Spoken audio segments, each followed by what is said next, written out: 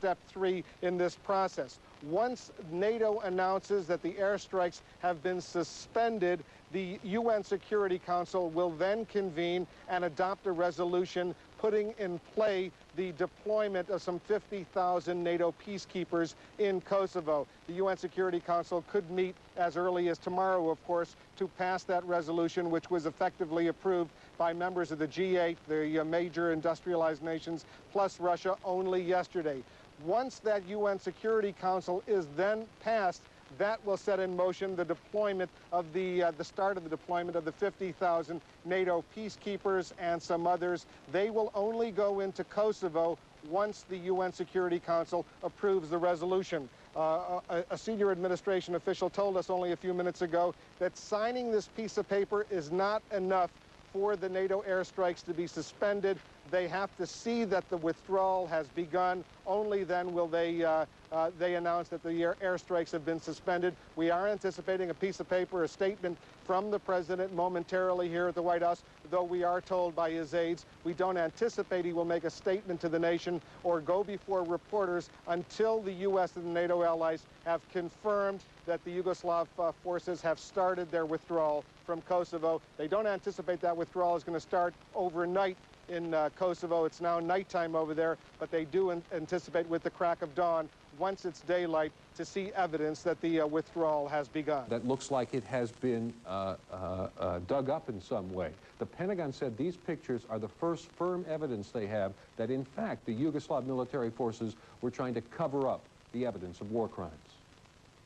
It is difficult to be completely clear about what happened, but it looks as if a bulldozer or other earth-moving equipment has been run over where the individual graves used to be. Now, along with the troops that are going in right away will also be war crimes investigators who will be taking a look at this evidence, trying to gather evidence of what kind of atrocities took place in Kosovo during the time that the Yugoslav military held forth. And we've also heard Ken Bacon call this a daunting mission.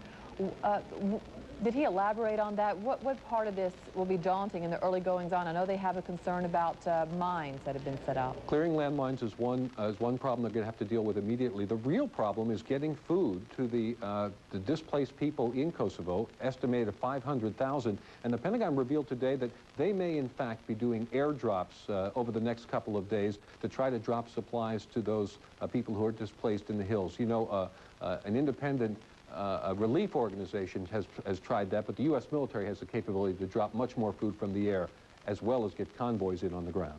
Natalie? Jamie McIntyre from the Pentagon. We're going to switch now again to the White House. Well, the news is happening very swiftly, as you can imagine. There's not much immediate reaction here in Pristina. Of course, this is a city that is all but under curfew at this hour of the night. There is virtually no one on the streets. However, earlier today, it was indicated to us by some of the officials here that some kind of a deal was expected. It wasn't certain, but they said it was possible.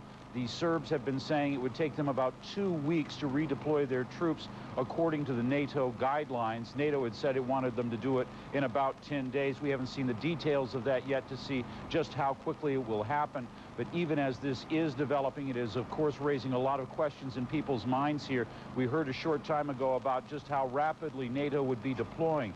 That is an important question here because as authority is passed from one side to the other, it is very critical for the authority to pass into NATO hands, NATO to be able to take up the security tasks as rapidly as possible.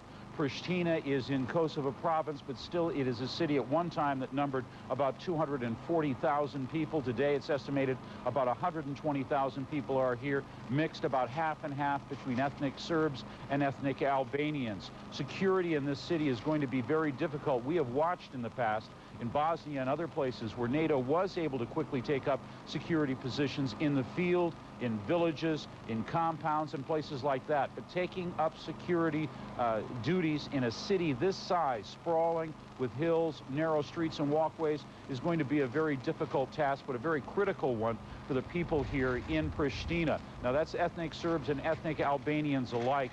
They went through a round of looting during the first NATO airstrikes. About 800 people were arrested as a result of that. There are fears there could be another breakdown in law and order in the vacuum of authority that could be left as a transition is made. Of course, we're hoping to see some of those questions answered in the hours or at least the days ahead, some of the specifics that will help reassure people here in Kosovo's provincial capital, Pristina. Television opened and closed its news bulletin on the armistice, announcing this is proof the politics of President Slobodan Milosevic has won.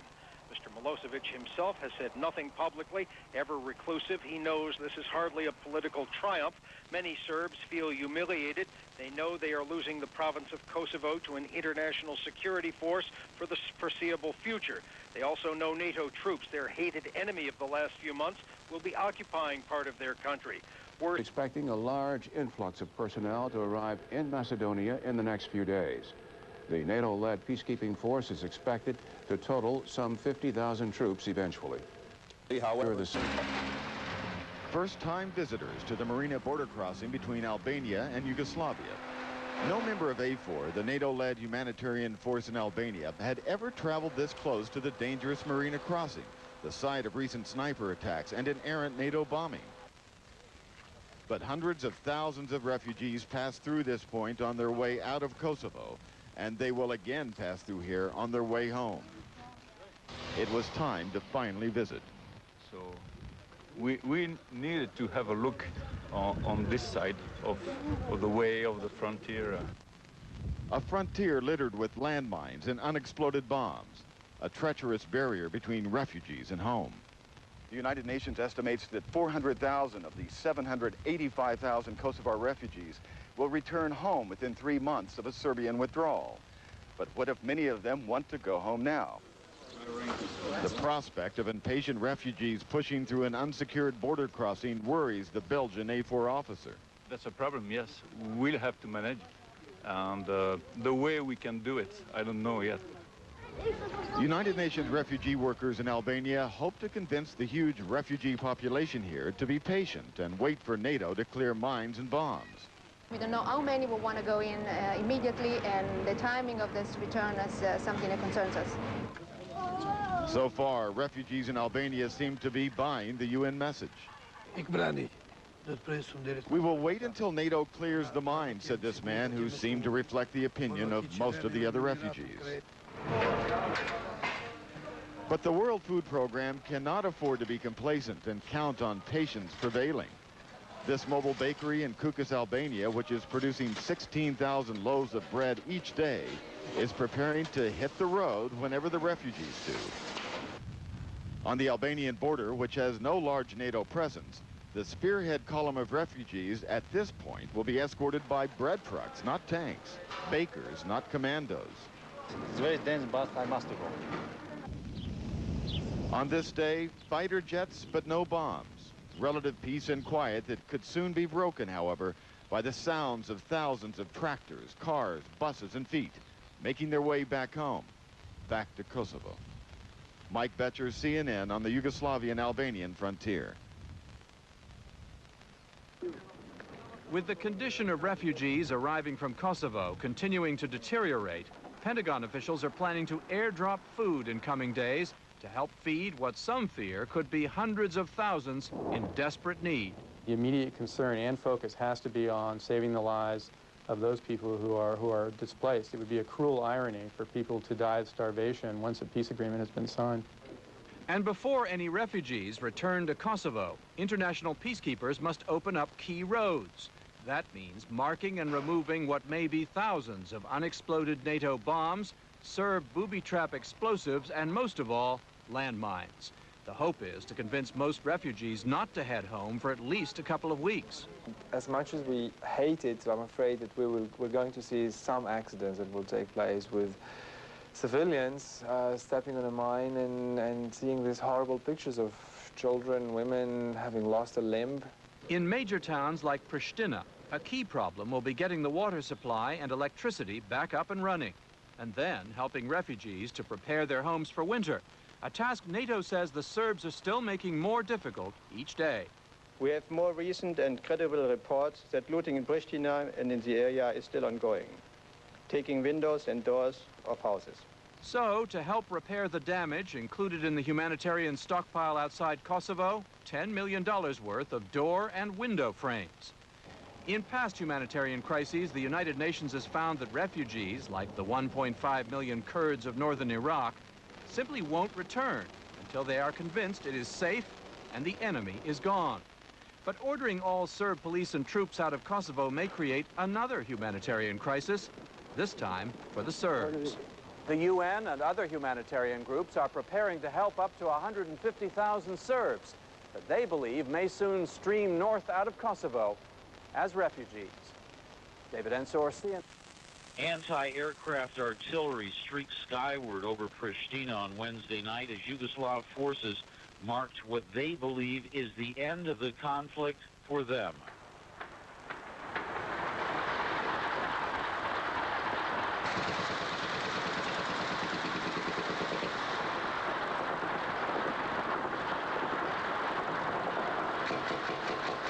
Gunfire was intense but died down abruptly, apparently as officers halted the dangerous celebration. Few believe they really have much to celebrate, although the government is calling the deal a victory. Still, there was obvious relief for many hoping for an end to NATO's bombardments. A small group of orderly Yugoslav soldiers wearing camouflage fatigues sat quietly alongside journalists in a hotel restaurant. They looked neither sad nor jubilant at the news Belgrade had reached a deal with NATO, outlining the specifics of a total troop withdrawal. One of the Yugoslav liaison officers at the Pristina Press Center said preliminary information was that Belgrade had succeeded in reducing the security zone around Kosovo to 5 kilometers deep instead of the 25 originally demanded by NATO. But that, like so many other important details of the deal, worked out, simply weren't known.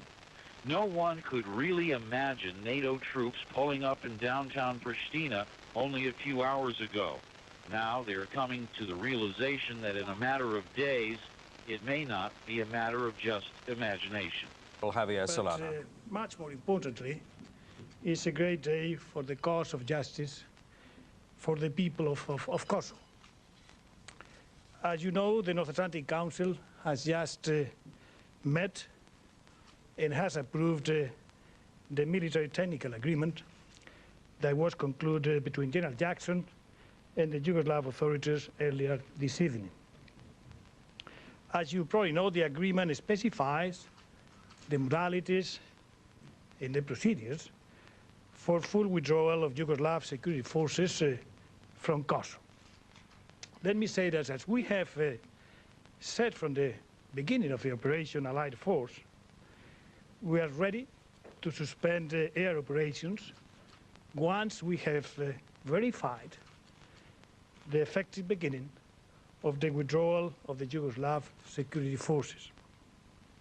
Accordingly, as soon as General Clark Sakur has confirmed me that this withdrawal has begun, I intend to instruct him to suspend NATO air operations. Let me say that I would like to thank General Jackson, the team of General Jackson, and all those who helped make this military technical agreement possible. As you know, today, earlier, the NAC approved already the operational plan for deploying an international security presence into Kosovo to implement a peace settlement following the approval of a UN Security Council resolution. The North Atlantic Council will be prepared to deploy the implementation for the K4 almost immediately. I would like to finalize, to take this opportunity to thank General Clark Sakur, his commanders, and the other men and women under his command who have worked so hard, so well, to help bring peace and security to the people of Kosovo. Thank you very much, and tomorrow I'll be with you at 3 o'clock. Thank you very much. According to unconfirmed reports from the Kosovo press news agency, the armed forces were threatening to kill ethnic Albanians before they quit Kosovo.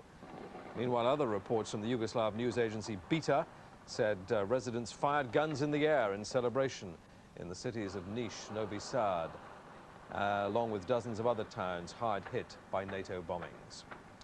I expect this to take place within a very short time frame. This is not going to be something that's going to be dragged out for any length of time. We will know very quickly whether they intend to move their forces out. We will make that determination. We will verify it. We will then see the security count. There will be a pause. In the event there's any reversal of their activities, in the event there's any evidence that they intend to simply try to bog this down in some other way, then we made it very clear, the documents makes it very clear, the pause will no longer be in effect. And so we will be poised with our air assets. They remain engaged as we speak, and they can be re-engaged very quickly, and everyone is on notice that they will be. Relatively prosperous Yugoslavia to its economic needs and forced well over 1 million ethnic Albanians from their homes, not forgetting the thousands who've been killed either in combat or by ethnic cleansing or even by NATO bombs and missiles. March 24th, 8 p.m. NATO swings into action. Fighter planes take off from their air bases headed for Yugoslavia. Their mission? To destroy the Yugoslav military's anti-aircraft defenses and lines of communication. Cruise missiles are also launched into the night sky. Phase 1 of Operation Allied Force has begun. March 27th. A U.S. F-117 stealth fighter crashes over Yugoslavia. NATO refuses to comment, but Belgrade claims its military shot the plane down. The U.S. pilot is rescued by special forces. April 1st, Serb television shows 3 U.S. soldiers held prisoner in Yugoslavia. According to NATO, the soldiers were abducted while on a patrol mission along the border between Macedonia and Yugoslavia. Belgrade claims they crossed over into Yugoslav territory. April 3rd, NATO initiates Phase 2 of its airstrikes. For the first time, bombs land in the center of Belgrade. Now, all of Yugoslav state institutions are being targeted. Cruise missiles destroy the Serb Interior Ministry. April 14th, NATO bombs accidentally hit 2 groups of refugees in southwestern Kosovo. Belgrade says some 80 people were killed. At first, NATO hesitates, then admits to having hit one of the convoys, which a pilot mistook for a military target. April 23rd, NATO introduces Phase 3. The state television building in the middle of Belgrade is destroyed. 10 people are killed. Earlier, the command centers of Milosevic's regime were attacked. NATO bombs the building housing the Socialist Party as well as one of the president's residences. April 26th. The attacks are increasingly directed against non-military targets. In the northern city of Novi Sad, the last bridge over the Danube, still intact, is left in ruins. May 6th. As the airstrikes intensify, diplomats step up the search for a political solution. At the G8 summit in the Petersburg Palace near Bonn, the 7 leading Western industrial nations and Russia agree on the wording of a draft peace plan. May 8th. Just 2 days later, cruise missiles destroy the first rays of hope for peace. 3 people are killed in an accidental attack on the Chinese embassy in Belgrade. Massive protests erupt in China. May 27th. Slobodan Milosevic is subjected to international condemnation. Under the direction of Louise Arbor, the International War Crimes Tribunal in The Hague charges the Yugoslav president and other Serb politicians and military leaders with crimes against humanity. June 3rd. President Milosevic accepts the G8 peace plan. Shortly afterward, the Serb parliament also accepts the plan with a 2/3 majority. June 5th. NATO has a first round of talks with Serbian generals about a withdrawal of all Yugoslav troops from Kosovo. The Serb military play for time. In the next few days, the negotiations about the details of the withdrawal are frequently interrupted. June 8th. The G7 states and Russia agree in Cologne on a draft UN resolution for peace in Kosovo to be put before the Security Council. The draft provides for a withdrawal of all Yugoslav troops from Kosovo with an international peace force moving into the region. The gates to peace in Kosovo have been opened. 30-40 disegni tutti si luccicano. Il giorno dopo abbiamo provato con i disegni relativi al campo qui di accoglienza e mi hanno disegnato tende, tendine, camion. Un disegno mi ha impressionato perché c'era una serie di tende sulla sinistra e un gruppo di profughi che entrava nel campo sulla destra. Il primo dei profughi era un uomo senza una gamba con le zampelle e c'era il sole dipinto con lacrime rosse di sangue. È un disegno pesante, che fa molto pensare. Ma queste lacrime di sangue le ho viste anche su un disegno di una bambina di 16 anni che ha disegnato Dranica, un fiore, che è anche nella regione del Kosovo, questo fiore che lacrimava sangue. Sono state 2 settimane fantastiche, un'esperienza incredibile che credo che rimarrà nel cuore di ognuno di noi per tutta la vita. Non è tutto oro quello che luccica e lo abbiamo capito. Emblematico è per esempio il caso del campo Pellicano, con grandi problemi di igiene e di sopravvivenza, che non possono essere certo risolti dai religiosi che gestiscono il campo per conto della Caritas. A pochi chilometri da questa sofferenza, l'organizzazione rigorosa della missione Arcobaleno, un contrasto che non si può fare a meno di sottolineare, affinché i sorrisi di Valona diventino presto i sorrisi di un popolo finalmente libero di tornare a casa. Qui al campo delle regioni, presso l'aeroporto di Valona, le istituzioni hanno fatto degli interventi che sono da definirsi ottimali. I profughi hanno i servizi garantiti, tutti i servizi garantiti. Solo a poche decine di metri da noi c'è un campo che si chiama il campo Pellicano. È un campo dove stanno 2200 profughi, dormono ammassati in vecchi granai. Non hanno nessun servizio garantito, né la mensa, né i servizi igienici, né le docce. Ci sono 800 bambini in questo campo. Io credo che questo sia uno degli interventi sui quali dover riflettere e pensare di poter intervenire sia direttamente come regioni, portando quei servizi che oggi mancano, sia adottando a distanza questo campo. Il campo è gestito dalla Caritas, ci lavorano 2 suore, Antonietta e Loredana, e padre Giovanni. La problematica di questo campo molto pesante è l'aspetto dell'igienico. Ci sono condizioni di vivibilità piuttosto difficili. Questa gente mangia sostanzialmente a secco dal venerdì di Pasqua in poi, da quando sono arrivati. Se si pensa che vicino abbiamo il campo dell'Arcobaleno, dove hanno cucine funzionanti con 3 pasti al giorno completi, eccetera, c'è una disparità di trattamento notevole e la cosa qui si sente. Il nostro timore è che non risolvendo quanto prima le esigenze di vita, di miglioramenti di vita qui dentro, si possano creare tensioni di carattere personale, sociale e così via. La Chiesa Cattolica di Valona ha preso in carico la gestione igienico-sanitaria. La parte sanitaria è seguita da medici kosovari che dal venerdì santo, con turni piuttosto pesanti, si sono sovraccaricati questo grosso impegno.